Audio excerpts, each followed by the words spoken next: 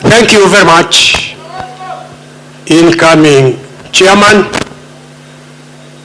On behalf of the outgoing National Executive Committee, on behalf of the delegates who have stood with the party Safina for all those years, permit me to pay special tribute to those members of NEC who have stood through thick and thin with the ideology, with the philosophies of the party Safina. Safina is one of the oldest parties in this country, and we have stayed kitu kidogo tu, and we have stayed true to those ideals. I am therefore very happy today.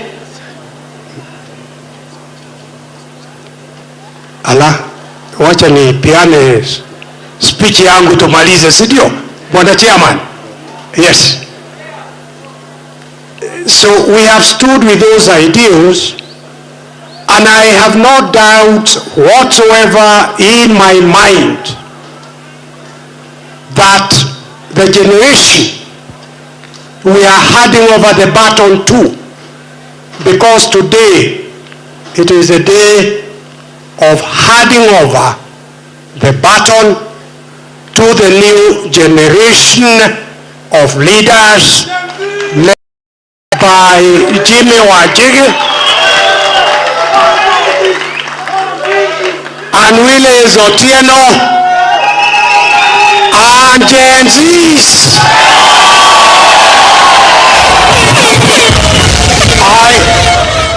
I have no doubt in my mind that you will continue to subscribe to the ideals that Safina was founded on, and you will realize the bet that we have not succeeded in realizing.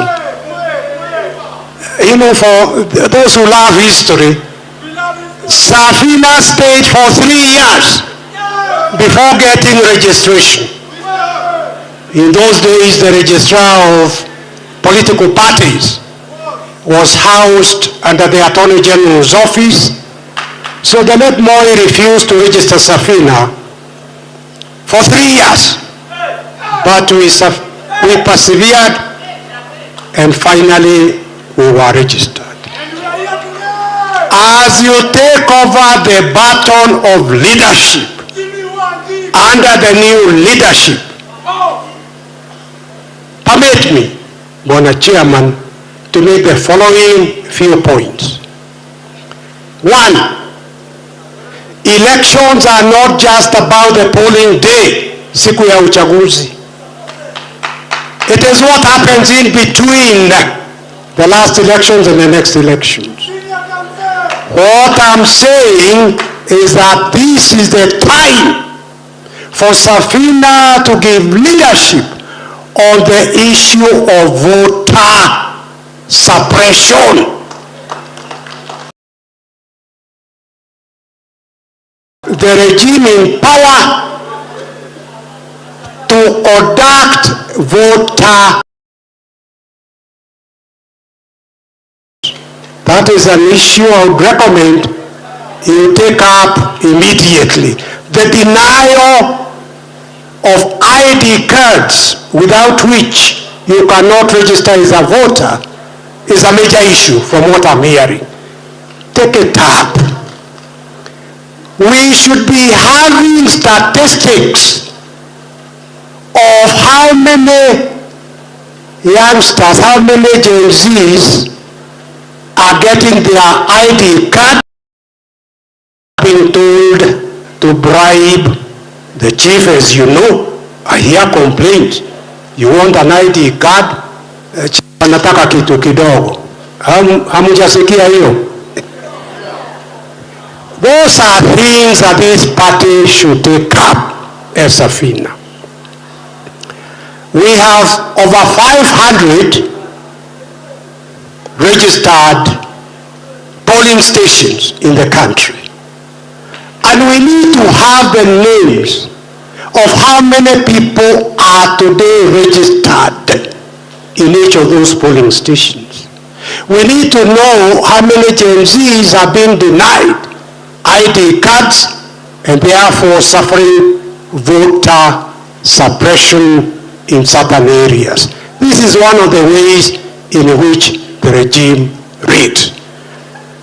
Point number 2, and this is to the new incoming party leadership, there are things that cannot wait until the next elections.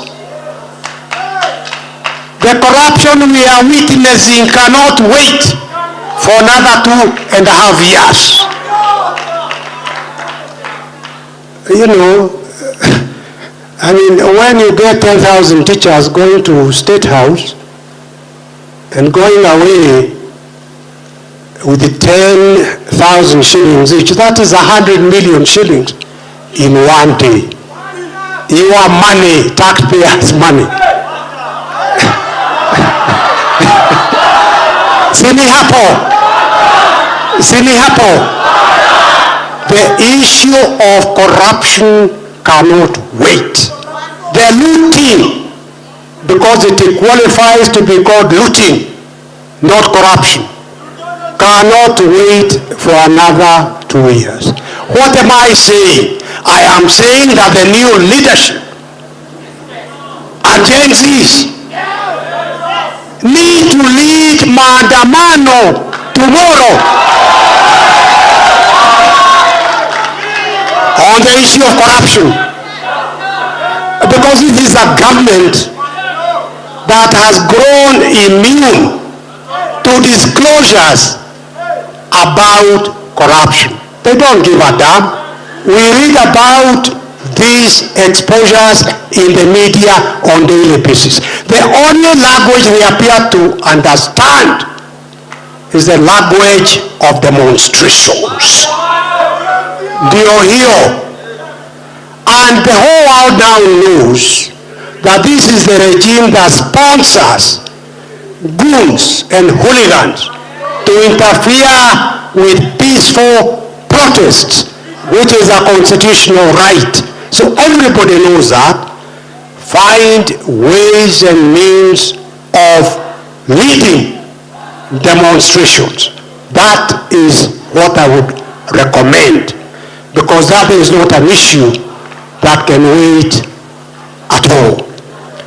So focus on the elections being free and fair. There is a ruling by MATIANG'I that elections are at the polling station, not at Bomas, not at KICC or wherever else that the regime in power might choose to host their IEBC. And I say deliberately their IEBC because the trust deficit in this IEBC is very, very low indeed. But it is for the parties that are aspiring to take over leadership as president to ensure that elections are returned from KICC, from Bomas or wherever else down to the polling station. Because the law says no polling station can have more than 500 registered voters. It's very difficult to read at the polling station. So what I'm recommending, have a system, because the law requires immediately voting finishes at each of the form will be pasted at that polling station. Results, the presidential vote, parliamentary, gubernatorial, those results are pasted there. Why is it difficult to arrange that karatasi imewekwa kwa people now have their mobile phones? Si tuchukue picture ya hizo results from each of the polling station. Na nyinyi Gen Z mnajua mna ujuzi. You should have your own national website so that these results are transmitted there immediately, so that all that the party needs to do here, in collaboration with the other parties, because there are some issues you need to collaborate, is to ensure that the state captured Communications Authority of Kenya and the state captured Safaricom do not close down the internet to stop the transmission of the results through mobile pictures being taken. Somebody who is stealing e-citizen money inaenda huko Switzerland. Na tuna demand hiyo mambo, anaendelea tu kuiba. What makes us think he will not? CDO, that is the solution.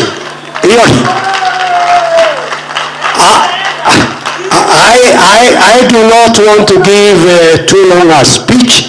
I'm merely pointing out some of the issues that the incoming leadership should take on, and it should take these issues on now, not tomorrow. If you are demonstrating because you are exercising your constitutional right, you cannot be stopped from those demonstrations. Take on the regime that you want to replace. Take them on now. Our ideals have always been, from the word go, uchumi ambao utainua maisha ya mwananchi wa kawaida. Nobody wants to live on handouts. Nobody wants to beg. We want each one of us to live on their own sweat, have enough income. But this business, you graduate, you are an engineer, you are a lawyer, and then you go back to your parents to feed you and to house you. There's no dignity in that, and that is what we want. This government of PR, if I was asked to describe it, I would say the government is a criminal enterprise masquerading as a government. Because even those who are joining this government are being told to go and join to be given a piece of stealing. Unapatiwa hii ministry, uibe. Unapatiwa this government agency, uibe. Unapatiwa hiyo, uibe. When they talk about a broad-based government, and I saw some of you Gen Zs are saying, broad blood looting government. It should not be allowed to continue looting. You must stop the looting so that the elections can be free and fair, and the person that the Kenyans want to elect as the next president can be elected in free and fair elections. Ninawashukuru sana. I was told to read hii gift nimepatiwa, and it is headed champion of the second liberation, presented to me in recognition of the visionary leadership and unwavering dedication in steering Safina party and advancing the second liberation of Kenya in the struggle for democracy. So I'm very happy to hand over the baton to Jimmy Wajiri, Willis Otieno, and the Gen Zs.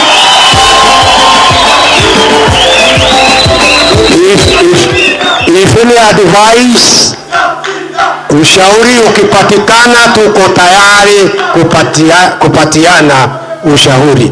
God bless you, God bless Safina, and I wish you success and Godspeed. Shukran sana. Thank you very much. Haya, tushamaliza, kwa hivyo